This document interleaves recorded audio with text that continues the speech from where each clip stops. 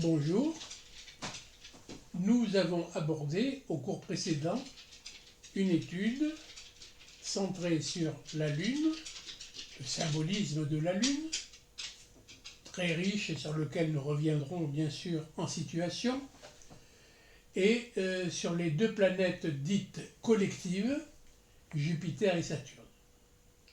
Collectives parce que Jupiter et Saturne conditionnent, reflètent les rapports que nous entretenons avec la société dans laquelle nous nous trouvons, avec la culture dans laquelle nous nous trouvons. Jupiter, c'est tout ce qui nous permet de nous développer nous-mêmes dans le tissu social, par acquisition et assimilation de ce qui nous vient de l'extérieur, tant du point de vue intellectuel que du point de vue physique, ou du point de vue moral, ou du point de vue spirituel. Quant à Saturne, il reflète la place que nous devons occuper et les épreuves, les limitations, les sacrifices auxquels nous devons consentir pour tenir cette place et être dignes des responsabilités qu'elle incombe. Si on peut dire que Jupiter peut être mis en correspondance avec les notions d'épanouissement, de développement, de succès, de popularité, d'intégration dans le tissu social, voire même de prise de poids, et je ne parle pas de poids physique bien sûr, de prise en considération de notre personnalité par les autres, de la place que nous pouvons occuper dans les affaires collectives, des places d'autorité, de prestige, de représentation. Il nous faut dire, de l'autre côté, nous avons un principe, et je crois que je n'ai pas prononcé le mot la fois passée,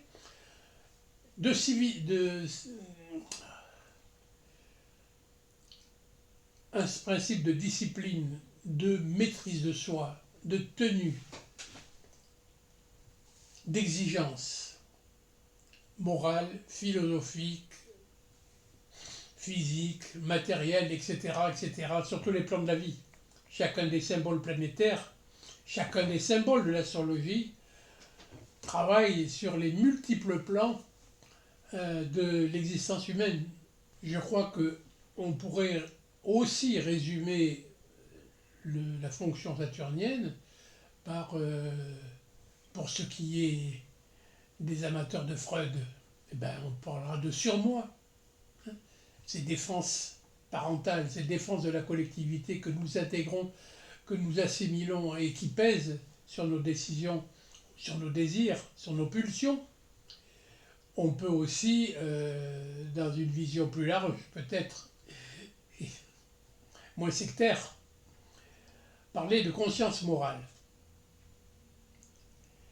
Nous avons, nous, êtres humains, des dispositions intérieures, des prédispositions intérieures à nourrir, développer ces deux fonctions, Jupiter et Saturne.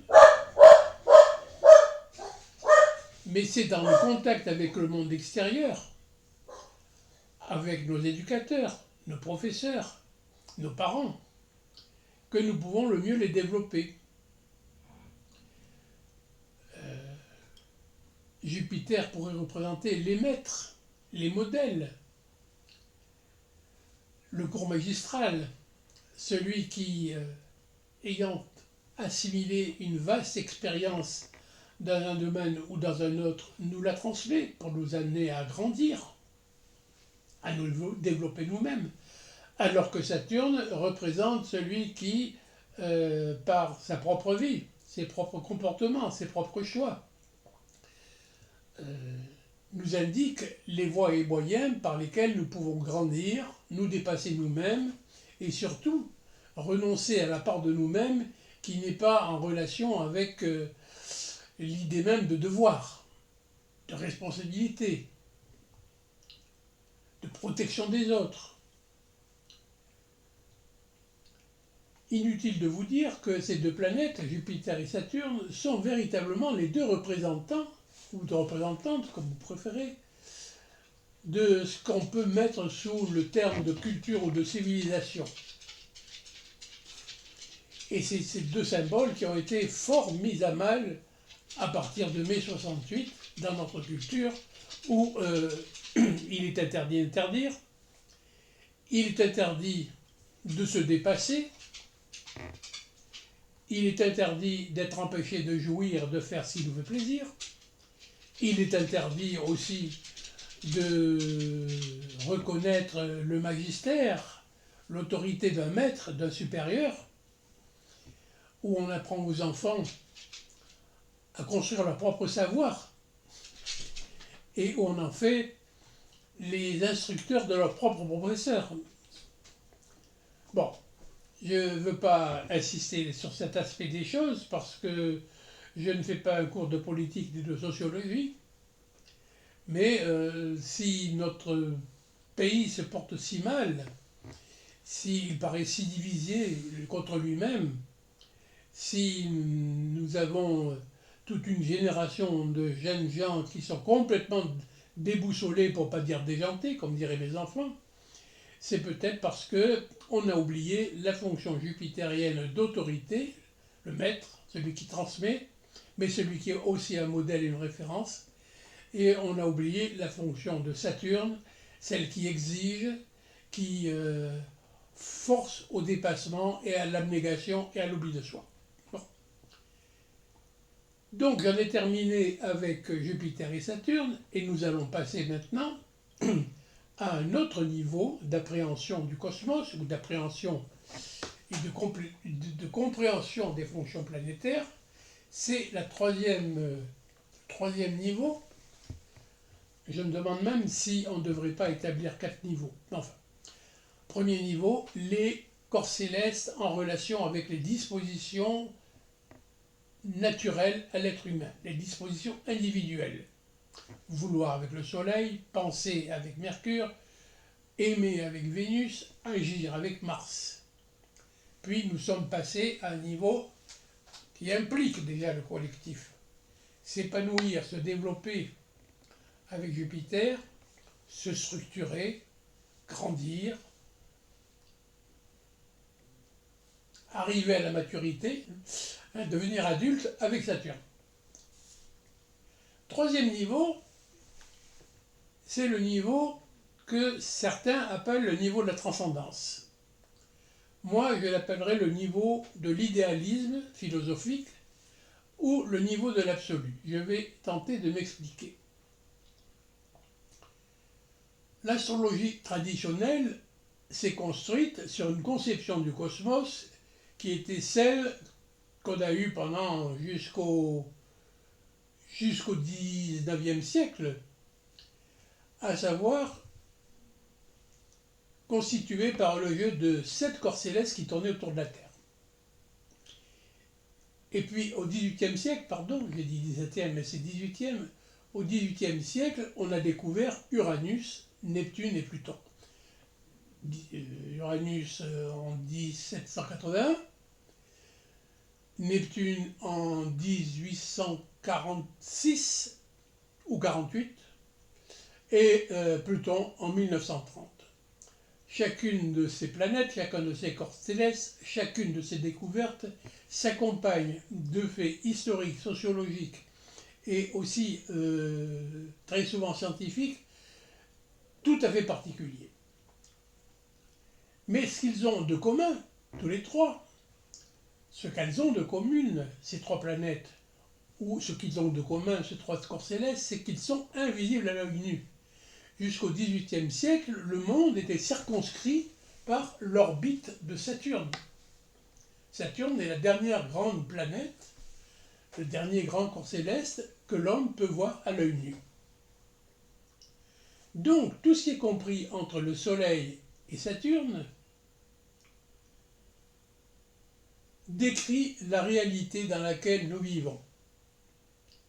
Réalité physique, réalité corporelle, réalité intellectuelle. à partir de Saturne, quand nous dépassons Saturne, nous tombons dans l'inconnu. Nous ne pouvons plus nous référer à une expérience concrète, à une expérience vécue de la réalité. Alors, c'est donner libre cours à quoi? Eh bien, à l'imagination. Et Uranus, Neptune et Pluton ne cherchent pas à comprendre le monde comme il est. Le premier cherche à le façonner à travers un corpus d'idées précises, d'idées pures, une représentation des choses telles qu'elles doivent être et non pas telles qu'elles sont. Et vous reconnaissez là la marque de l'idéologie. D'ailleurs, je crois l'avoir signalé précédemment, Uranus apparaît dans le ciel européen l'année même où Kant, grand philosophe du XVIIIe siècle, publie sa critique de la raison pure. Kant pense qu'on ne peut pas avoir accès à la réalité, qu'on ne peut pas avoir accès à la vérité, que le monde n'a rien à nous apprendre. Par contre, c'est nous qui, à travers des structures de notre esprit, pouvons donner une signification aux choses. Vous voyez le renversement. Chez Aristote, l'intelligence sert à percevoir, à comprendre la réalité, et la réalité concrète avec la physique, la réalité non concrète, les principes sur lesquels les choses reposent, les principes sur lesquels elles ont été créées, si vous voulez, bien que Aristote n'utilise pas le mot de création. Et ça, c'est la métaphysique, avec les fameuses causes, avec la notion de puissance et d'acte, etc. Je ne vais pas faire un cours sur Aristote. Mais on a toujours l'intelligence humaine puise dans l'observation de la nature et du monde naturel et du cosmos les leçons qui lui sont nécessaires pour comprendre la réalité, pour se comprendre elle-même et pour comprendre le monde. À partir de Kant, c'est l'inverse. C'est l'esprit humain qui impose ses règles au monde et qui le façonne. C'est bien sûr un renversement à 180 degrés. Et la planète première qui apparaît dans le ciel européen, c'est celle justement qui nous permet de nous libérer du réel. Alors elle a de multiples correspondances. Et bien sûr, la première correspondance qui vient à l'esprit pour ceux qui ne sont pas philosophes, c'est pas la critique de la raison pure de Kant, c'est la Révolution américaine et la Révolution française. Les Américains se libèrent de l'autorité de tutelle, le roi d'Angleterre. Les Français se libèrent de l'autorité naturelle et fondamentale qui a créé la France, à savoir la royauté française. Désormais, nous n'avons plus affaire qu'à des individus tous semblables, tous égaux les uns avec les autres, et qui sont autant de petits rois qu'il y a de citoyens. C'est l'individu qui décide de ce qui est vrai, de ce qui est juste, de ce qui est bon, de ce qui est beau, et il ne va pas le puiser dans le trésor d'une religion ou d'une foi quelconque. Ça, c'est le panorama général d'Uranus. Uranus est représenté par un cercle, la conscience, surmonté de la croix de la Terre,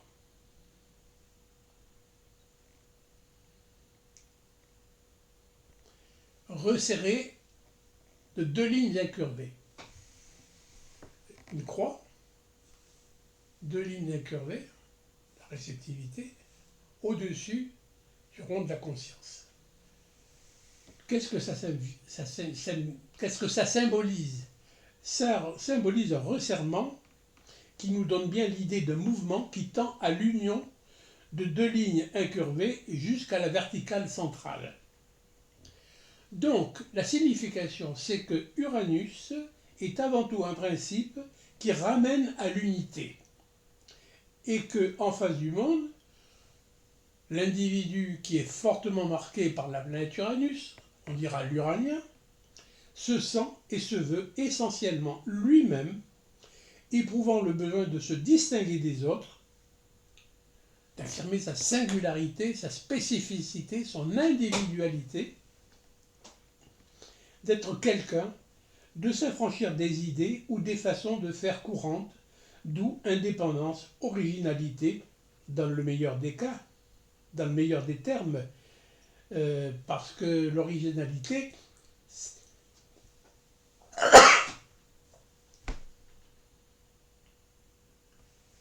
ce n'est pas simplement être original, en s'habillant de manière voyante par exemple, ou bien en adoptant des comportements choquants.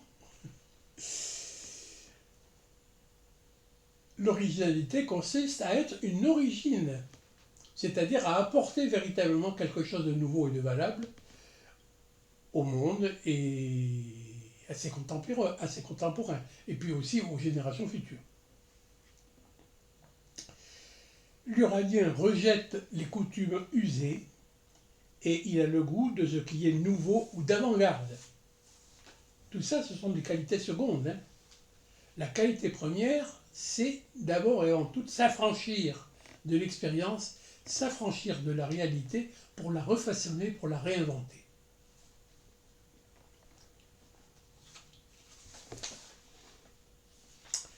Intellectuellement, Uranus tend à la rigueur.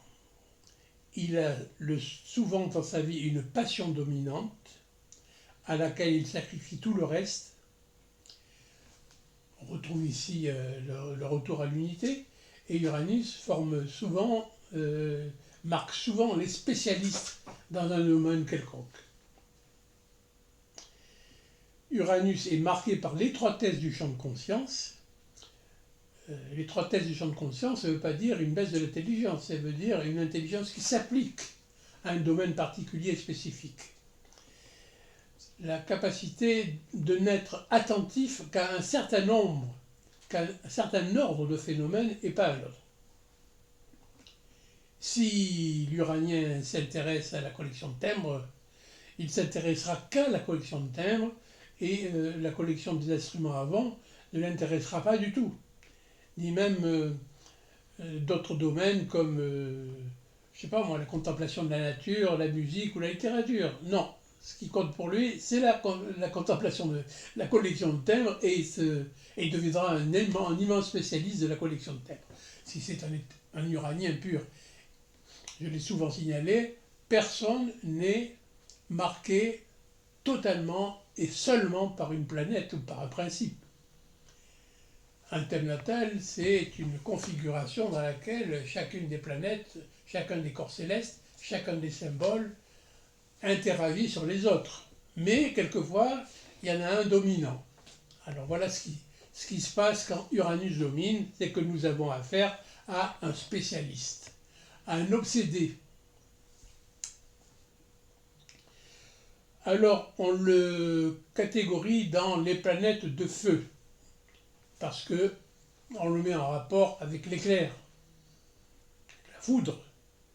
La foudre peut être comparée à cette idée qui s'empare de votre esprit, Fiat Lux.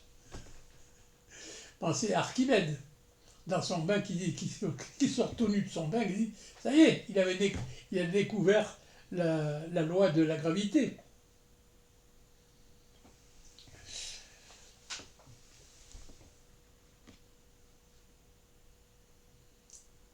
C'est bien sûr un nerveux. Donc, du point de vue caractérologique, on parlera tout à fait d'un nerveux, c'est pas un flegmatique, c'est pas un passionné, et encore, c'est pas un passif. L'uranien est quelqu'un chez qui prédomine la fonction cérébrale, le travail de la pensée. Nous le reverrons mieux quand j'aborderai la façon qu'a l'école conditionnaliste, qui est une école d'astrologie fort respectable, la façon d'envisager les fonctions planétaires et la classification qu'elle nous propose. Je ne suis pas un adepte de de l'astrologie conditionnaliste, mais il y a des choses intéressantes à y puiser. Donc je vous la présenterai.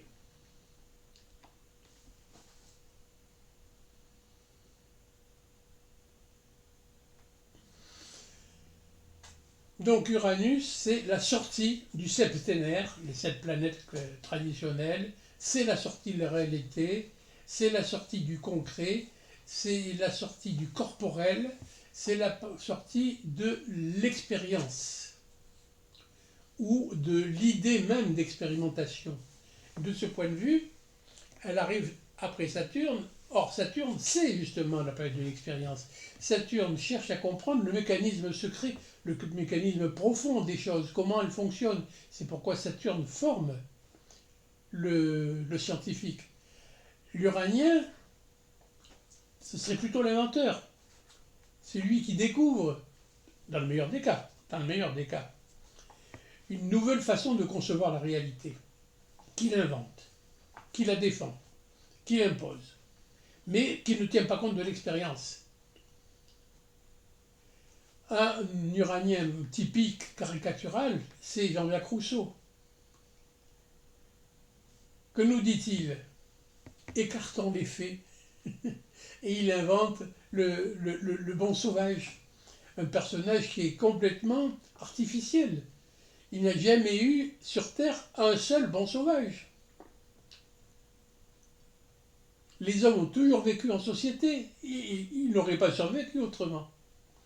Donc le personnage de Rousseau est un personnage idéal, idéaliste, dans le sens où la philosophie idéaliste est une philosophie qui ne se préoccupe pas de la réalité, mais qui essaye d'enfermer le monde et les choses dans des idées, des principes préformés. Nous aurons l'occasion de rencontrer des Uraniens très typiques. On vient d'en rencontrer un avec Jean-Jacques Rousseau. J'ai aussi évoqué Emmanuel Kant, mais je pourrais en évoquer d'autres beaucoup plus actuels auxquels nous avons affaire presque tous les jours. Voilà pour cette première transe saturnienne. Vous voyez pourquoi cette dernière étape, cette dernière catégorie de corps planétaires, je l'arrange soit sous le thème idéaliste, pas l'idéaliste dans le sens habituel où nous utilisons ce mot. L'idéaliste, c'est celui qui veut un monde meilleur. Bon, c'est très bien, mais ce n'est pas le sens du terme. L'idéaliste, c'est celui qui fait passer l'idée qu'il se fait des choses sur les choses elles-mêmes, sur la réalité elle-même des choses. Et aussi, et peut-être encore mieux, sous la catégorie de l'absolu. L'absolu, ce qui ne supporte rien au-dessus. C'est ça l'absolu. Quand on disait que Louis XIV était un roi absolu, ça ne veut pas dire qu'il faisait n'importe quoi, ou qu'il pouvait faire tout ce qui lui passait par la tête. Il y avait les lois fondamentales du royaume, il y avait les conseils qui contrôlaient son pouvoir, il y avait aussi les assemblées d'État, il y avait tout un tas de dispositifs dans l'ancien régime qui contrôlaient, qui limitaient les pouvoirs du roi. Mais était absolu en ce sens que le pape est infaillible, par exemple. C'est-à-dire quand le Louis XIV ou le pape ont parlé, il n'y a pas d'autre autorité qui puisse venir les contrarier, qui puisse venir les contredire. Ou d'autres volontés ou d'autres puissances auxquelles ils doivent se soumettre. C'est ça l'absolu. Donc, l'Uranien est quelqu'un qui considère que les choses telles qu'il les pense sont les meilleures possibles et qu'on ne peut pas les améliorer. Donc, il pense avoir atteint un absolu. Alors que Uranus rétrécissait le champ de conscience, le limiter à une spécialité, à une précision de laser, Neptune, lui, au contraire, élargit le champ de conscience. Il n'envisage les choses que dans leur communauté, dans leur capacité de communion. Il considère pouvoir penser l'être et l'agir à l'état de masse, à l'état de grand idéal cosmique ou humanitaire. Cette largeur du champ de conscience permet une hypersensibilité marquée, d'où découle une intuition elle-même très forte. Le neptunien sent les choses, alors que l'uranien les conçoit. Vous voyez, d'un côté, nous avons une exaltation, une exacerbation de la pensée, le sec, Mercure. De l'autre côté, nous avons une exaltation, une sortie de route de la sensibilité, de l'émotivité, de l'affectivité. Ces planètes, ces symboles planétaires, en fait, ces réalités astrologiques sont des réalités qui ont largué le contact avec le réel, avec la réalité, je ne le répéterai jamais assez, donc qu'ils se manifestent librement, puisqu'elles ne sont plus retenues par un contrôle quelconque. Donc ils font les choses, les événements, les situations, les personnes, plus qu'il ne les comprend ou qu'il ne les raisonne. C'est un affectif et un impressionnable. Loin d'affirmer son moi, sa spécificité, son individualité, sa singularité comme le fait l'uranien, il vit par son milieu, à travers son milieu, comme un poisson dans l'eau. Neptune, la planète Neptune est le maître du signe des poissons. Dans un état proche de la dépersonnalisation, il s'identifie au collectif, le neptunien. Il se sent porteur des attentes collectives. C'est pas pour rien que les grandes utopies sociales sont nées pendant le XIXe siècle, aux alentours de 1846. 1848, c'est le manifeste du Parti communiste de Karl Marx. Communautarisme exacerbé. On a vu ce que ça a donné. Alors chez Marx, nous avons dans le thème de Karl Marx à la fois l'influence d'Uranus, rupture avec 1900 ans de civilisation, et puis vous pouvez même y ajouter les 5 ou 6 siècles de la tradition grecque, de la philosophie grecque. Et nous avons l'invention d'une nouvelle dimension, la lutte des classes, le prolétariat qui va prendre le pouvoir et qui va établir l'égalité entre les hommes, le bonheur sur terre éternel, un nouvel Éden, quoi. Les Neptuniens donnent les messianiques, les Uraniens donnent les idéologues. L'un et l'autre, les uns et les autres, aboutissent très souvent quand on les laisse faire, aboutissent à la tyrannie. Puisqu'ils refusent le réel, ils refusent l'homme comme il est fait, le monde tel qu'il est fait. Ils veulent tous faire un homme nouveau, un monde nouveau. C'est-à-dire qu'ils veulent être Dieu à la place de Dieu. C'est même pas le calife à la place du calife, c'est Dieu à la place de Dieu. Ils veulent refaire le monde, refaire l'homme, l'inventer. Quelle plus grande démesure peut-on trouver que celle qui consiste à vouloir refaire le monde, la société et l'homme? Refaire une réalité qui remplacerait la réalité telle qu'elle s'est formée, telle qu'elle a été conçue, formée, enfantée, créée par Dieu. Ça paraît absolument délirant et pourtant, on prend ces gens-là au sérieux. Il n'aime pas s'engager dans la vie, ce pauvre neptunien, parce que s'engager, c'est prendre une voie et en laisser beaucoup d'autres à l'abandon. Et comment faire? On peut être partout à la fois. Alors on ne s'engage pas. C'est d'ailleurs le cas de beaucoup de poissons, dont le défaut n'est pas le manque d'intelligence, c'est la boulie, le manque de volonté, par difficulté de faire un choix. En contrepartie, il comprend souvent les autres, il sait être indulgent, il sait être charitable, il a au plus haut point le sens humanitaire. Ça c'est le bon neptunien. Vous trouvez ça par exemple chez Jean Jaurès.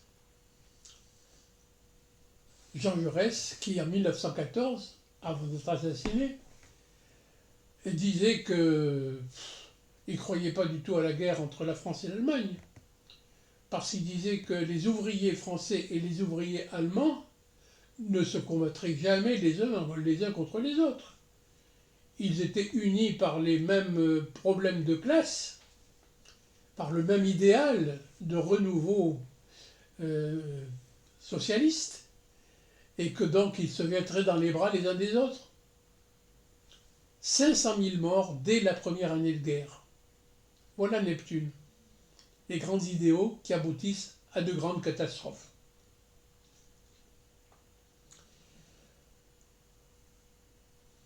Neptune imagine, quelquefois il affabule. Ils sont véritablement du réel, complètement. Il hallucine, comme disent les gosses actuellement. Il déjante, il est à côté de ses pompes. Alors que Uranus, lui, il impose, il définit, il soumet, il tyrannise. Neptune, bien sûr, est une planète d'eau, parmi les éléments. Il est plus proche de la Lune et plus proche de Vénus, alors qu'Uranus est beaucoup plus proche de Mercure et même de Mars, d'une certaine façon. Donc nous avons là deux sorties du réel, Uranus et Neptune. Uranus qui impose une idée préconçue, des principes préconçus au monde et qui dit les choses doivent être comme ça.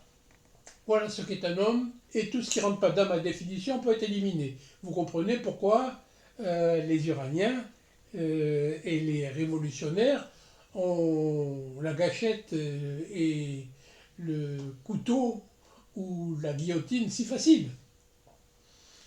Les gens qui ne pensent pas comme eux ne sont pas véritablement des êtres humains, puisque un être humain, c'est être un Uranien, tel que lui le définit et le pense. Mais vous savez, les Neptuniens, c'est pas mieux.